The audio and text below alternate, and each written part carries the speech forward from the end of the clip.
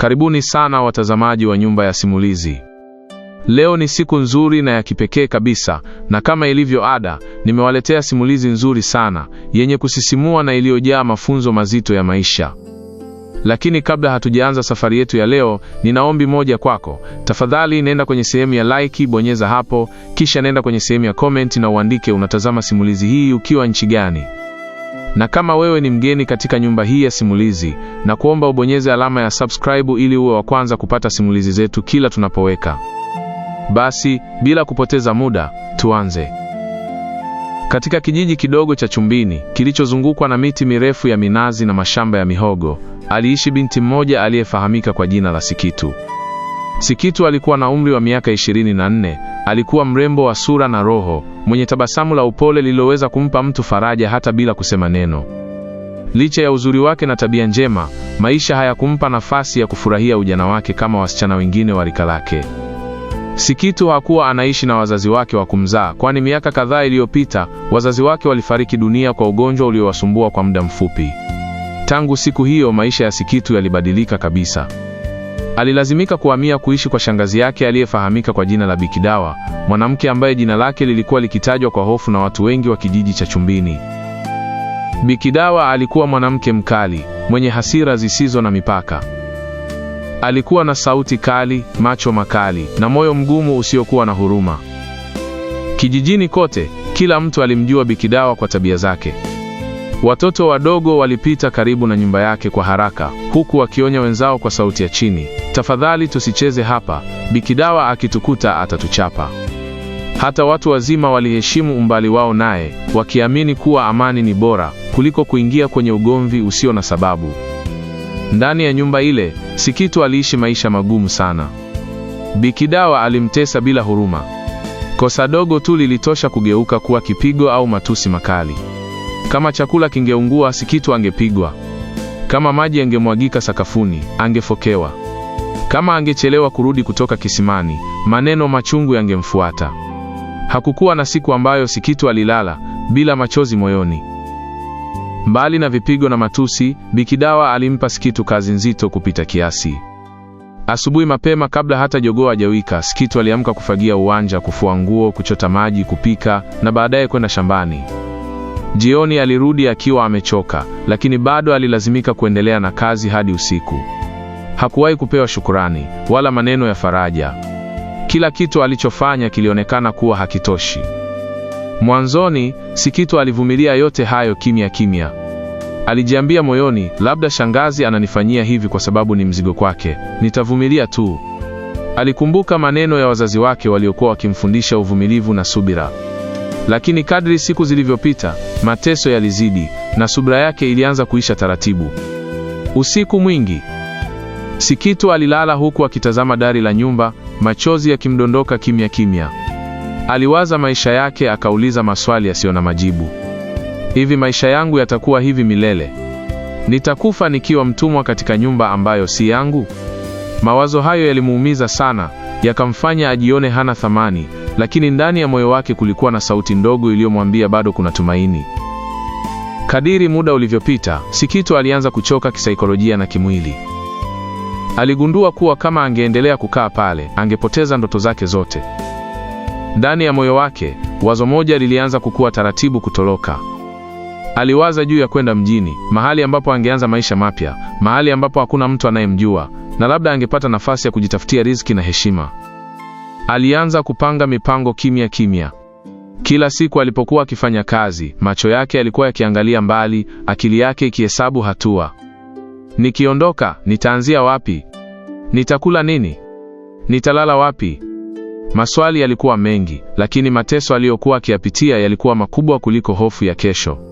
Sikitu alijua kuwa kubaki pale kulimaanisha kuendelea kuteseka, lakini kuondoka kulikuwa hatari iliyobeba tumaini.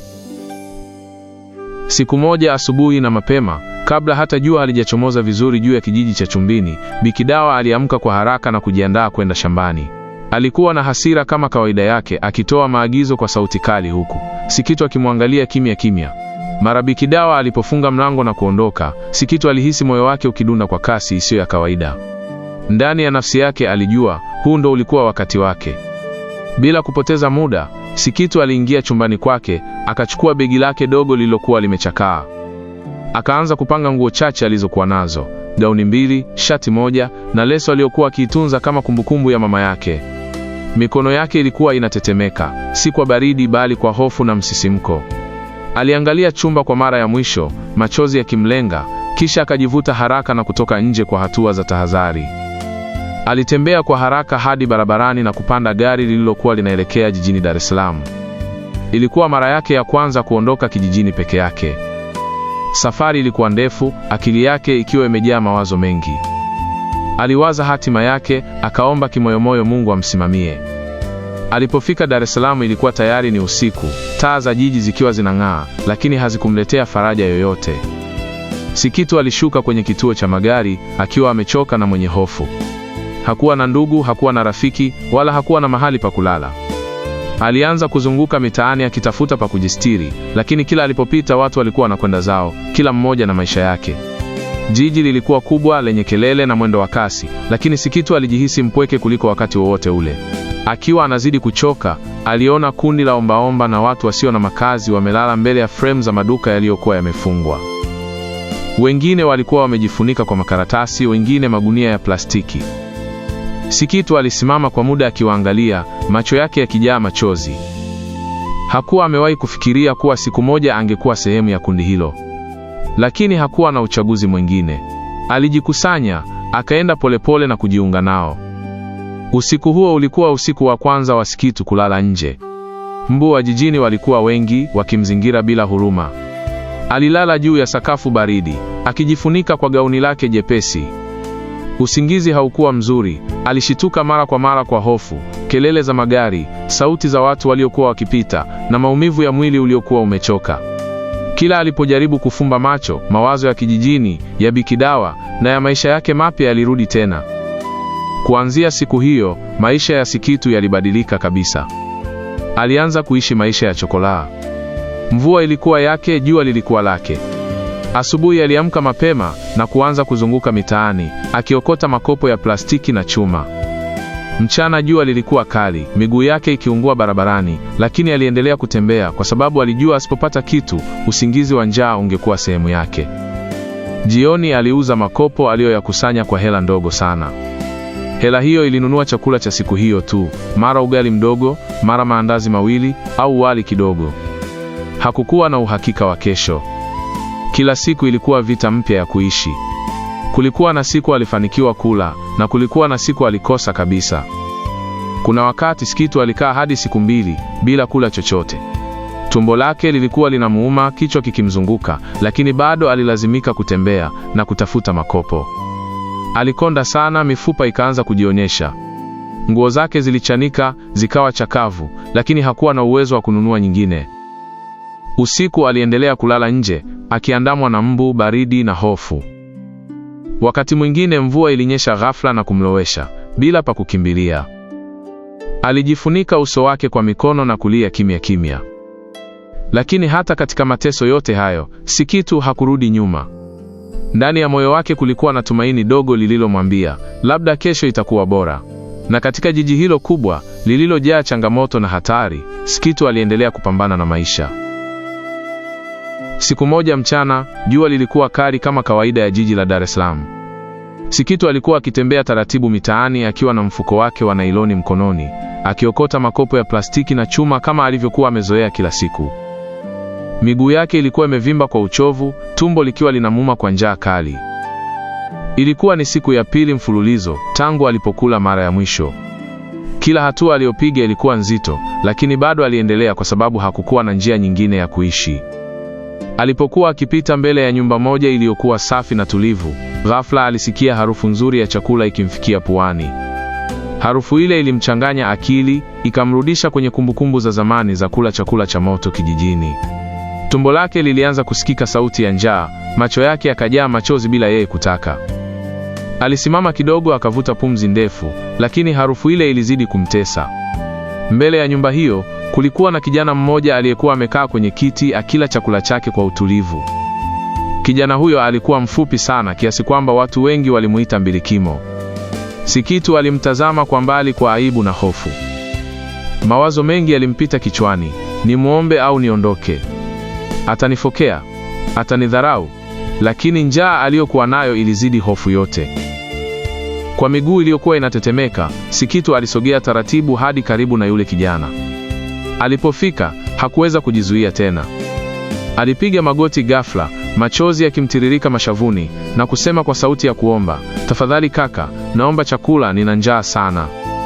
Nisaidie, sijala kwa siku 2." Yule kijana alisimama kula, akamtazama Sikitu kwa mshangao, kisha macho yake yakajaa huruma. Hakukuwa na dharau usoni mwake, wala kejeli. Aliona mbele yake binti aliyekuwa amechoka, amekonda, na aliyeonekana kupigana vita ngumu ya maisha. Bila kusita, alimsogelea na kumuinua taratibu, kisha akamwonyesha akae vizuri. Alichukua sahani yake ya chakula na kumpa Sikitu, akisema kwa upole, "Usilie dada, kula kwanza." Sikitu alichukua sahani ile kwa mikono inayotetemeka. Hakusubiri hata neno lingine. Alianza kula haraka haraka kama mtu aliyekuwa na njaa ya miaka mingi. Machozi yalikuwa yakimdondoka kwenye sahani, lakini hakuacha kula. Kila tonge lilionekana kama zawadi kutoka mbinguni. Yule kijana alimwangalia kimya kimya, moyo wake ukiuma kwa huruma. Baada ya kumaliza kula, Sikitu alishusha pumzi ndefu, kisha akapiga magoti tena mbele ya yule kijana. Kwa sauti ya shukrani na macho yaliyojaa machozi, alisema, "Asante sana kaka, umeniokoa. Ningekufa kwa njaa. Nilikuwa sijala kwa siku 2. Mungu akubariki sana." Yule kijana alitabasamu kwa upole, akamwambia, "Usijali dada. Niambie, umetokea wapi hadi kufikia hali hii?" Sikitu alinyamaza kwa muda, kisha akaanza kusimulia historia yake yote. Alimwambia jinsi alivyotoka kijijini Chumbini, jinsi wazazi wake walivyofariki, na jinsi alivyoishi kwa shangazi yake aliyekuwa mkali na mtesaji. Alimweleza mateso aliyopitia, uamuzi wake wa kutoroka, na maisha magumu aliyokuwa akiishi mjini, kulala nje, kuokota makopo, na wakati mwingine kukaa bila kula kwa siku kadhaa. "Mimi naitwa Sikitu," alisema kwa sauti ya chini. "Nimekuja huku mjini, sina ndugu, sina sehemu ya kuishi. Nalala nje. Kuna wakati hata hela ya kula sipati." Yule kijana alimsikiliza kwa makini bila kumkatiza. Macho yake yalionyesha masikitiko makubwa. Baada ya Sikitu kumaliza, alitikisa kichwa polepole, kisha akasema, "Pole sana Sikitu. Mimi naitwa Baraka. Historia yako inaumiza sana. Pole kwa yote uliopitia." Maneno yale yalimgusa Sikitu kwa mara ya kwanza baada ya muda mrefu. Ilikuwa ni mara ya kwanza tangu afike mjini, mtu amemwonyesha huruma ya kweli bila kumtazama kama mzigo. Baraka alimuonea huruma kubwa sana. Alijua hangeweza kumwacha binti huyu arudi tena kulala mtaani. Baada ya mazungumzo mafupi, Baraka alimsaidia Sikitu kwa kumpa sehemu ya kukaa. Hawakuwa zaidi ya marafiki wa kawaida, lakini kwa Sikitu, huo ulikuwa mwanzo wa maisha mapya. Alijisikia salama kwa mara ya kwanza baada ya muda mrefu. Ndani ya moyo wake, alihisi kuwa labda Mungu alikuwa amemsikia kilio chake. Muda ulivyokuwa unaenda, maisha ya Sikitu yalianza kubadilika taratibu. Kuanzia siku ile alipokutana na Baraka, alipata kitu ambacho alikuwa amekikosa kwa muda mrefu sana, amani ya moyo. Baraka alikuwa mtu mpole, mwenye maneno machache lakini aliyojaa heshima na huruma. Alimheshimu Sikitu, alimsikiliza, na alimjali kwa njia ambayo Sikitu hakuwahi kuipata hapo awali. Siku ziligeuka wiki zikawa miezi. Walikuwa wakiishi pamoja kama marafiki wa kawaida, wakisaidiana katika mambo madogo madogo ya maisha. Lakini kadri walivyozidi kuzoeana, hisia zilianza kujitokeza kimya kimya. Macho yalizungumza zaidi kuliko midomo, tabasamu lilikuwa na maana nzito, na ukimya kati yao ulikuwa mtamu kuliko maneno.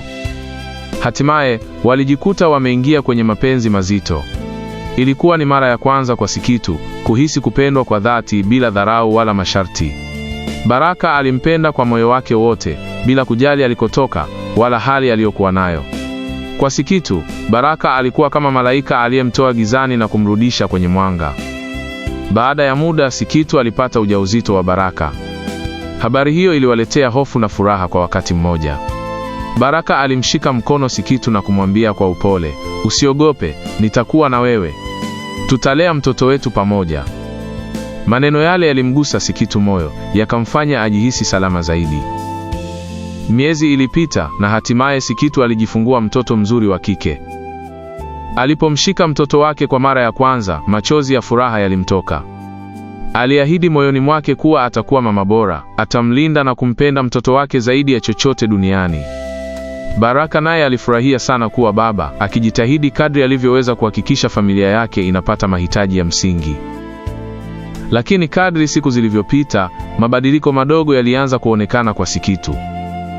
Alianza kupata marafiki wa mtaani, wanawake waliokuwa na maisha tofauti kabisa. Mwanzoni ilikuwa ni mazungumzo ya kawaida tu, lakini polepole tabia za Sikitu zilianza kubadilika. Alianza kujifunza mitindo mipya ya maisha ambayo hakuwahi kuyaishi hapo awali. Marafiki wale walimfundisha kuvaa nguo fupi, kujipamba kupita kiasi, kunywa pombe na hata kuvuta sigara. Walimwambia, wewe ni mrembo, bado kijana, huwezi kujifungia ndani kama bibi kizee. Maneno hayo yalijenga hisia mpya ndani ya Sikitu, yakamfanya aanze kuutamani uhuru wa starehe na anasa. Baraka aliona mabadiliko yale mapema. Alimuita Sikitu na kuzungumza naye kwa upole. Sikitu, naomba uache urafiki na wanawake wa mtaani. Tabia zao si nzuri, zinaweza kukuharibia maisha. Lakini Sikitu hakumsikiliza. Aliamini Baraka alikuwa anampunguzia uhuru wake, hakuelewa hisia zake. Kadri muda ulivyozidi kwenda, Sikitu alianza tabia za kutoka mara kwa mara. Kila Baraka alipokuwa anaenda kazini, Sikitu alimwacha mtoto kwa majirani na yeye akaondoka kwenda sehemu za starehe. Alirudi nyumbani usiku wa manane, mara akiwa amelewa, mara akiwa hana muda hata wa kumwangalia mtoto wake. Ndani ya maisha hayo mapya, Sikitu alianza kukutana na wanaume wenye hela. Walikuwa wakimpa pesa, mavazi mazuri na ahadi za maisha ya kifahari. Taratibu, heshima aliyokuwa nayo kwa Baraka ilianza kupungua. Alianza kumuona Baraka kama mtu wa kawaida, asiyeweza kumpa ndoto alizokuwa anaanza kuzitamani. Kila Baraka alipompa hela ya matumizi, Sikitu alianza kulalamika na kumdharau.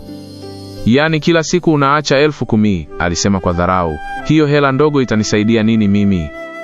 Unaona marafiki zangu wanavyoishi? Maneno yale yalimuumiza Baraka sana. Lakini bado alinyamaza, akiamini kuwa huenda Sikitu angerudi kwenye mstari. Baraka aliendelea kujitahidi kwa kadri ya uwezo wake. Alifanya kazi kwa bidii, alimhudumia mtoto na kujaribu kulinda familia yake. Lakini moyo wa Sikitu ulikuwa unaelekea mbali zaidi na nyumba. Alianza kusahau alikotoka, mateso aliyoyapitia na mkono wa huruma uliomwokoa.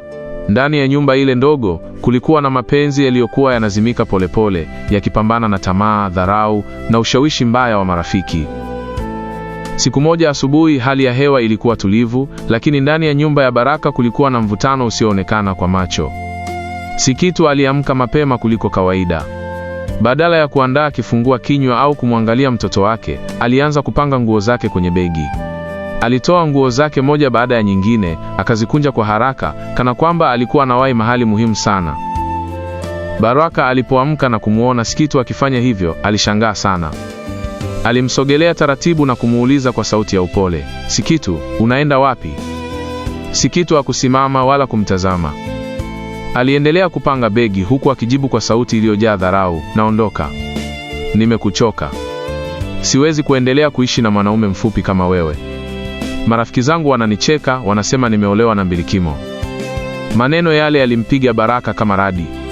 Alisimama kimya kwa sekunde kadhaa, macho yake yakijaa maumivu. Hakuwahi kufikiria kuwa Sikitu angeweza kusema maneno makali kiasi hicho. Kwa sauti iliyokuwa inatetemeka, alijaribu kumuuliza, vipi kuhusu huyu mtoto wetu, Sikitu? Tafadhali tulia nyumbani, tulee mtoto wetu pamoja. Lakini Sikitu hakujali. Alifunga begi lake kwa nguvu, akalibeba begani, kisha akaelekea mlangoni. Baraka alifuata nyuma yake kwa haraka. Alipofika nje, Baraka alimshika mkono kwa upole, akimuomba kwa macho yaliyojaa machozi, tafadhali usiondoke, Sikitu. Au marafiki wanakupotosha tu. Nakupenda sana. Mtoto wetu bado mdogo, anahitaji malezi yako. Tafadhali nisikilize. Sikitu alimvuta mkono wake kwa hasira, akamwangalia Baraka kwa jicho la dharau, kisha akasema kwa sauti kali, sikutaki. Baki na mtoto wako. Niliolewa na wewe bahati mbaya. Wewe ni mtu mfupi, huna hadhi ya kuwa na mwanamke mrembo kama mimi. Maneno yale yalikuwa ya mwisho. Bila kuangalia nyuma, Sikitu alitembea kwa kasi na kuondoka. Baraka alibaki amesimama pale nje, machozi yakimdondoka taratibu. Aliangalia mlango kwa muda mrefu, akitumaini labda Sikitu angerudi, lakini hakukuwa na dalili yoyote. Kuanzia siku hiyo, Sikitu alianza maisha mapya ya starehe na anasa. Alijiona kama dada wa mjini kamili. Alianza kuvaa nguo za gharama, kujipamba kupita kiasi na kuonekana kwenye maeneo ya kifahari. Uzuri wake ulimfanya avutie wanaume wengi, hasa wale wenye hela. Alianza kulala na wanaume tofauti tofauti kwa lengo la kupata pesa na maisha ya kifahari. Pesa ilianza kuja, nasa zikamzunguka. Sikitu alihisi kama amefanikiwa. Alianza kujiona bora kuliko watu wengine, akiamini kuwa amefanya uamuzi sahihi kumwacha Baraka. Kila alipokumbuka nyumba aliyotoka, alitikisa kichwa na kujisemea, nilikuwa najidharau mwenyewe. Katika maisha hayo mapya, Sikitu alisahau kabisa kuhusu Baraka na mtoto wake. Hakuwa tena anakumbuka machozi ya Baraka, wala sauti yake ya kuomba amani. Alisahau pia ahadi aliyokuwa amempa mtoto wake, ahadi ya kuwa mama bora na kumlinda. Ahadi zote zilimezwa na tamaa ya mali, pesa na starehe za muda mfupi. Usiku ulipoingia, Sikitu alikuwa akizungukwa na mziki, vinywaji na watu waliomzunguka kwa maslahi yao. Lakini ndani ya kelele zote hizo, kulikuwa na sauti ndogo moyoni mwake iliyokuwa ikimwambia kuwa amekosea. Aliikandamiza sauti hiyo kwa vicheko na starehe, akiamini kuwa muda ungeponya kila kitu. Wakati huo huo, mbali na maisha ya anasa ya Sikitu, Baraka alikuwa amebaki na mtoto wake. Alijifuta machozi, akajifunga moyo na kuamua kusonga mbele kwa ajili ya mtoto. Alijua maisha hayakuwa rahisi, lakini aliamini kuwa kwa subra na bidii, siku moja mambo yangekuwa sawa. Lakini Sikitu, akiwa amezama kwenye dunia ya starehe, hakujua kuwa kila hatua aliyokuwa anapiga ilikuwa ikimsogeza karibu zaidi na anguko kubwa. Dunia ilikuwa inamwangalia kimya kimya, ikijiandaa kumfundisha somo ambalo asingelisahau milele. Miaka 5 ilipita tangu Sikitu aondoke katika maisha ya Baraka na mtoto wake. Miaka hiyo ilijaa starehe, pesa za haraka na maisha ya anasa yaliyomfanya ajione kama amefanikiwa. Lakini kama methali isemavyo, furaha ya mkopo hulipwa kwa riba, na siku ya malipo ilifika bila taarifa. Sikitu alianza kuugua mara kwa mara. Kwanza ilikuwa homa zisizoeleweka, kisha kikohozi cha muda mrefu, na baadaye udhaifu wa mwili uliomfanya ashindwe hata kutembea kwa umbali mfupi.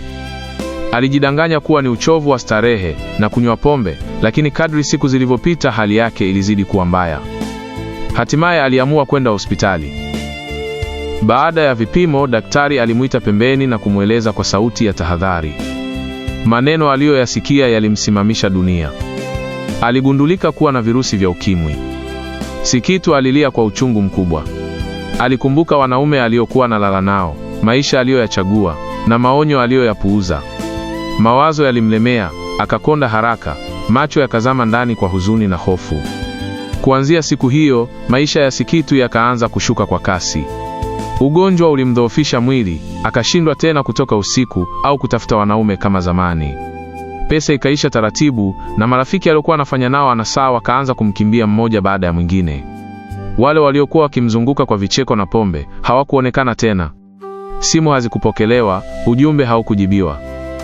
Hatimaye Sikitu alikosa kabisa hela. Kodi ya nyumba aliyokuwa anaishi ilimshinda. Siku moja mwenye nyumba alifika na kumfukuza bila huruma. Sikitu alitoka nje akiwa amebeba begi lake dogo, alisimama barabarani bila pa kwenda.